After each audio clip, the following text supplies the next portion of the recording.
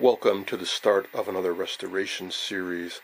This time up, it's a Philco Safari portable, battery-powered, black and white TV, all transistorized, almost, from 1960. I say almost because it actually has three tubes, the picture tube and a couple high-voltage rectifiers. Now I actually have two of these. One I picked up over the summer last year. It's in a little bit better condition, and it actually sort of works as is. Not the greatest picture, but it does work. When I saw this one come up on eBay at a reasonable price, no one else bid on it, I figured, why not? If nothing else, it could be good for spare parts, and to practice on servicing one of these beasts, because I've never worked on anything like this before. I generally have worked on either older all-tube equipment or newer solid-state stuff. So, yeah, this was really revolutionary at the time. I believe this is the first all-transistorized TV.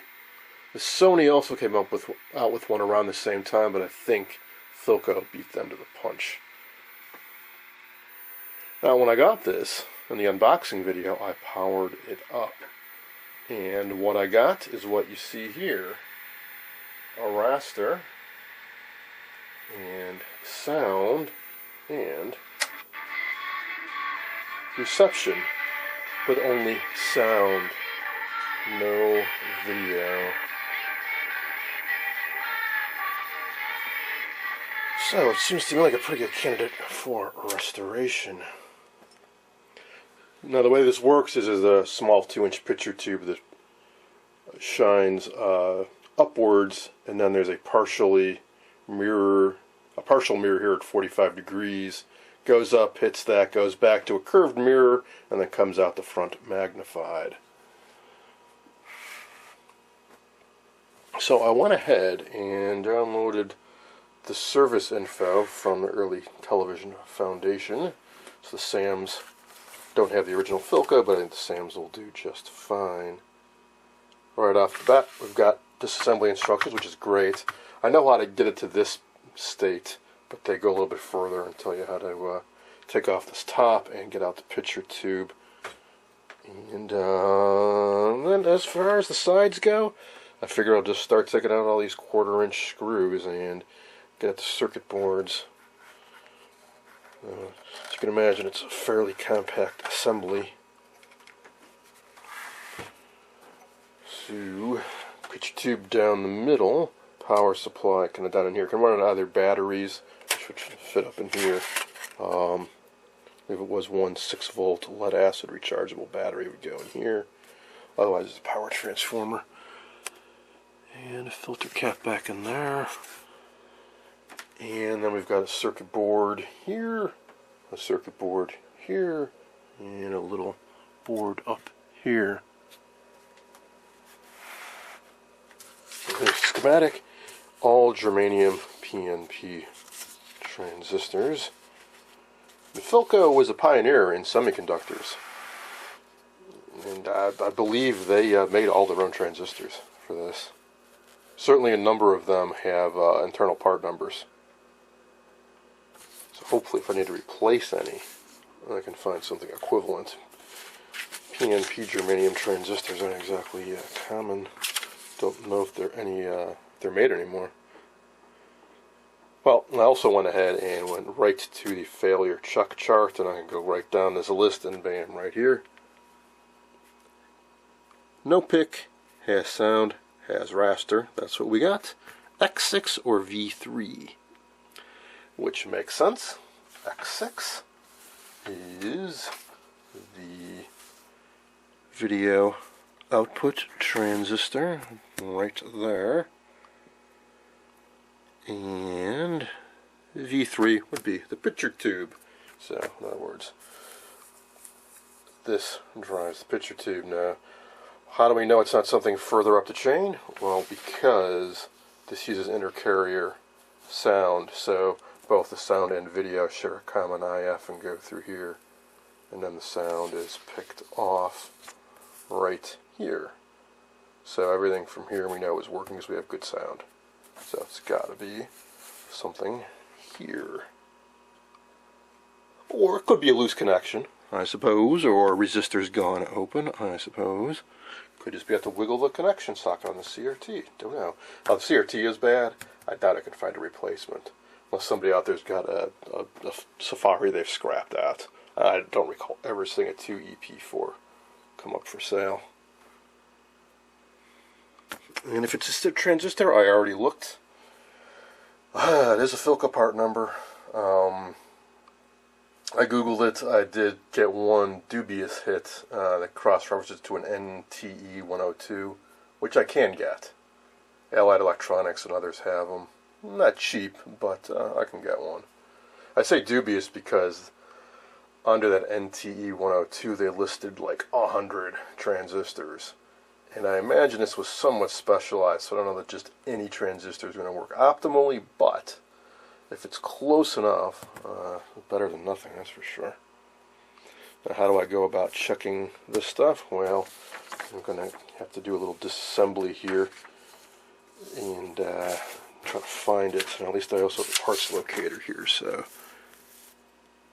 See, there's the audio output. I'm guessing the video output should be somewhere around here. First video, second video, third video, fourth video. And there it is, a video output way down there. And let's see. Is that, I think it's looking at this way, so that's the board on this side. So I'm going to start out with that. Not entirely sure how these come off. I'm hoping I take these two screws out and this piece of metal comes away. And I take out these two. Looks like that screw's already missing, and so is that one. Maybe somebody's poked around in here. And then I can swing this out. I don't think I have to disconnect the wiring or anything. I think there's enough slack that you can bend the boards over and check them out without having to go to any great lengths like a predictor set. We actually have to unwire the boards.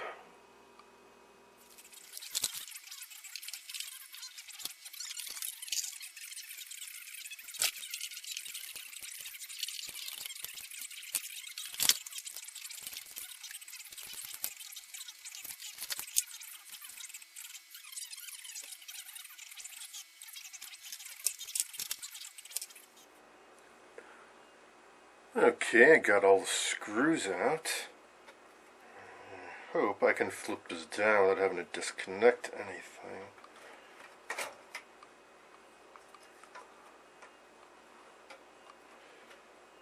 Yes, it's a little tight.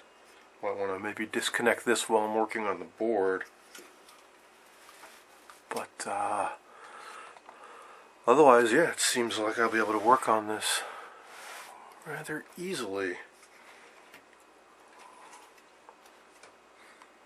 Okay, now according to the parts locator, there's a vertical amp transistor and vertical output transistor, so that could be an area of interest.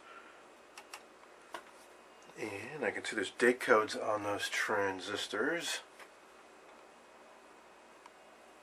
5948, so 59th, or rather 48th week of 1959, which would make sense if this was made in 1960. We've got some paper caps here, some mounted vertically, some horizontally. And these black vertical cylinders are electrolytics. This one stands out kind of odd. Illinois capacitor. It's an electrolytic, and the mounting holes are pretty close together. But it's got this axial type instead of a vertical like these, so I wonder if that's a repair. And then we've got these really pretty gold-plated germanium transistors over here. Now, it's kind of hard to say if this was ever worked on or not because there's a lot of flux residue on there. Some areas, no, but other areas, a lot. I suspect this was hand-assembled. I don't think they had wave soldering machines in 1960.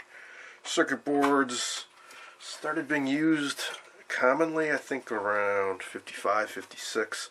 Like if you watch me restore that 1957 Admiral Portable that had circuit boards in it.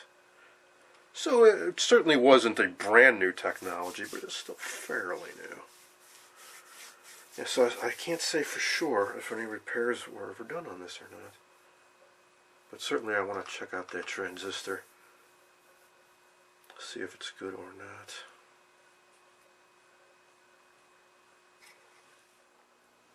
I was just about to fold up this board and resecure it to the chassis when I noticed something. So here's these gold transistors, and there's the flat can ones. I noticed this little itty bitty transistor there. I wonder why they were able to make this one so much smaller than the others. I've never seen one that old, that small before.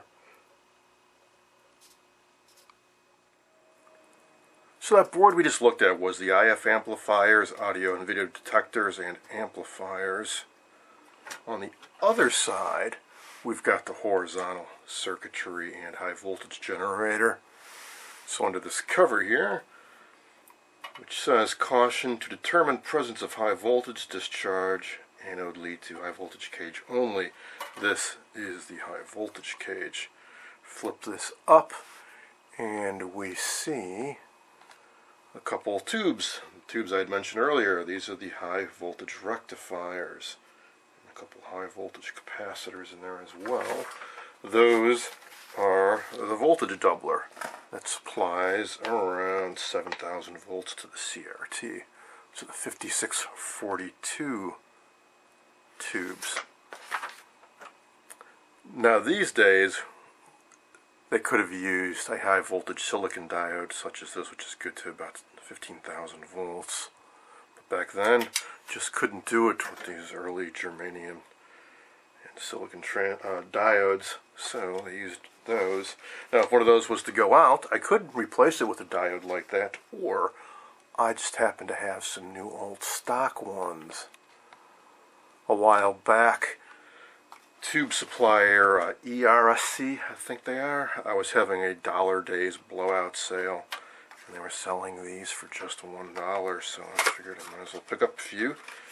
Not only are they used in this TV, I believe they're also used in some Tektronix oscilloscopes and the high voltage supply for the CRT. This one was made by Philips.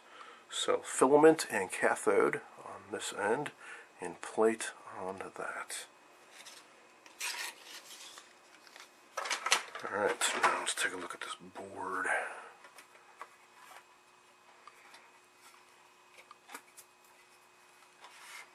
And underneath it, I can see there's another big electrolytic on here.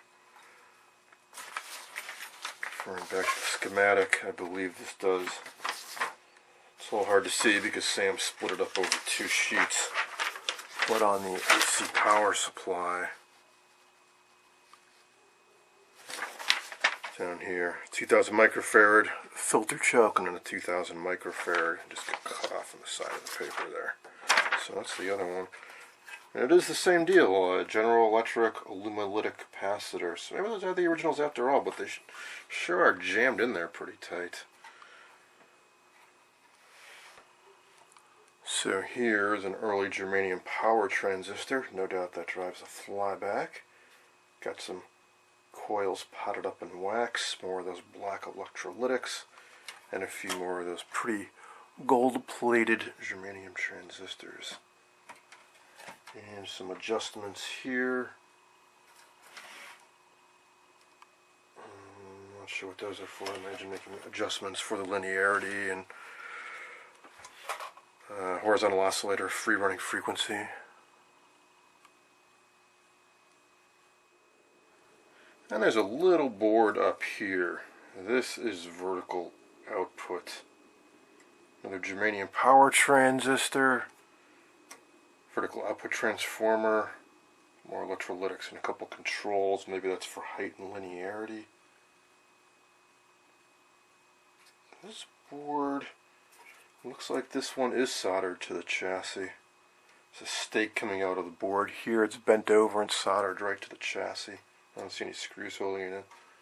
So I think you have to unsolder that, and there's one down in there, even tougher to get at. and then just a floating clip on this side. And finally down here we have a little power transformer for running this off of AC line voltage. So all in all, a neat, compact design. Very cutting edge for its time, 1960.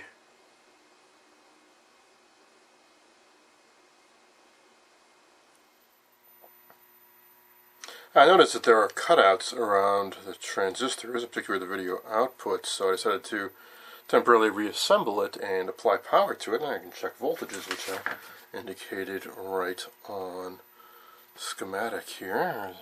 And I noticed that we have now got some modulation on the CRT. Let me hook a signal back up to it, and I said that was another possibility, that there just might be a loose connection somewhere. I still want to go through and recap it no matter what.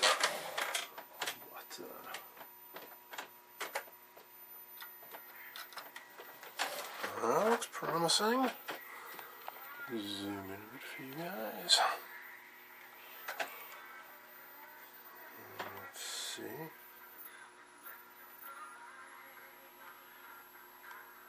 Brightness.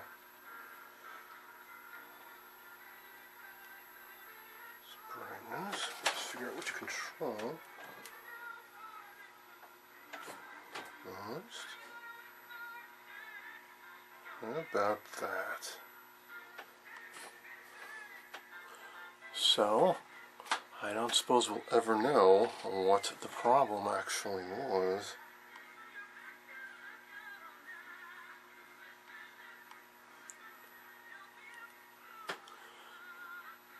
And as you can see, this is the channel 6 that I show so often in so many of my videos. We still have one over-the-air analog VHF channel, which is now Me TV Radio 87.7. For a long time it was the weather, traffic, and for a while I think it was WGN Sports, and now I'm guessing it's some type of oldies or something. Alright, so I was kind of hoping to do a little more debugging on it. But hey, how about that? So, now what? Well, I'm going to go back and check those boards out again and make myself up a little order and order up some parts. And when they arrive, I will commence to recapping the boards